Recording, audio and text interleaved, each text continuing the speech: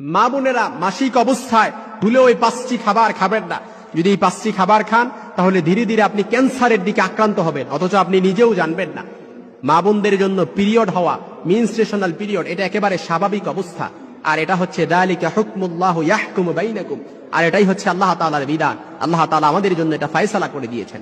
এজন্য মা বোনদের যে পিরিয়ড হয়, মেনস্ট্রুয়েশনাল পিরিয়ড, আমার মায়ের হয়, আমার বোনের হয়, আপনার মায়ের হয়, আপনার বোনের হয়, অনেকে লজ্জায় এগুলো বলতে যায় না, জানতে চায় না, অথচ এটা আল্লাহর বিধান। এটা লজ্জাকর কোনো বিষয় না, এটা একেবারে স্বাভাবিক বিষয়।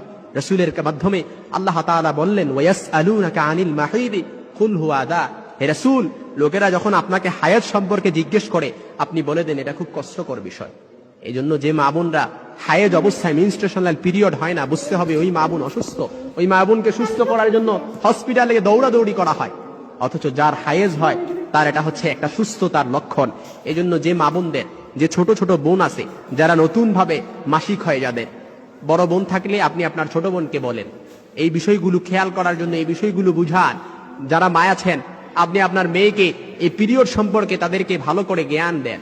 এই জন্য যখন কোনো মা বোনদের মাসিক অবস্থায় যখন শুরু হয়ে যাবে, প্রত্যেক মাসে চন্দ্র মাসে যখন মাসিক শুরু হয়ে যায় তাদের, তখন এই 5টি খাবার ভুলেও খাওয়া যাবে না, যেটা মেডিকেল সায়েন্স প্রুভ করেছে, প্রমাণ করেছে। এর 1 নাম্বার হচ্ছে দুধ, চিজ বা দই। এই খাবারটা ভুল করে খাওয়া যাবে না।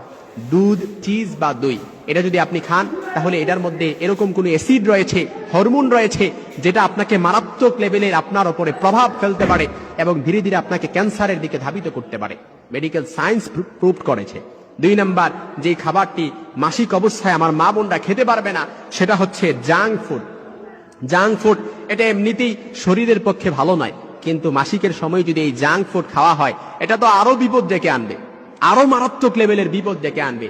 3 নাম্বার মাসিক অবস্থায় মা বোনরা যে খাবারটি খাবে না সেটা হচ্ছে তারা কোল্ড ড্রিঙ্কস, ঠান্ডা ড্রিঙ্কস, সফট ড্রিঙ্কস, এটা ফ্রিজের কোনো ড্রিঙ্কস তারা মাসিক অবস্থায় খেতে পারবে না। আর এই মাসিক অবস্থায় খাবারটা খাওয়ার ফলে আপনি দেখবেন 5-10 বছর পরে মারাত্মক লেভেলের ক্যান্সারে আপনি আক্রান্ত হয়ে গেছেন। মাসিক অবস্থায় আপনি যদি এই খাবারটা আপনি বেছে না খান তাহলে এটা আপনাকে অবশ্যই 5-10 বছর পরে এটা আপনাকে ভুগতে হবে।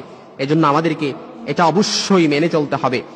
এজন্য কোল্ড ড্রিঙ্কস এটা খাওয়া যাবে না। একাধিক গবেষণায় এটাই প্রমাণ হয়েছে, যারা যে মা বোনেরা মাসিক অবস্থায় কোল্ড ড্রিঙ্কস খাবে, এই সময় এই ধরনের পানীয় খেলে ইউটেরাইন ওয়ালে রক্ত থেকে যায়, অর্থাৎ আপনার রক্ত থেকে যায়। এমনটা হতে থাকলে 5 থেকে 10 বছর পরে গিয়ে আপনি মারাত্মক ক্যান্সারে আক্রান্ত হওয়ার আশঙ্কা বহুগুণে বেড়ে যায়।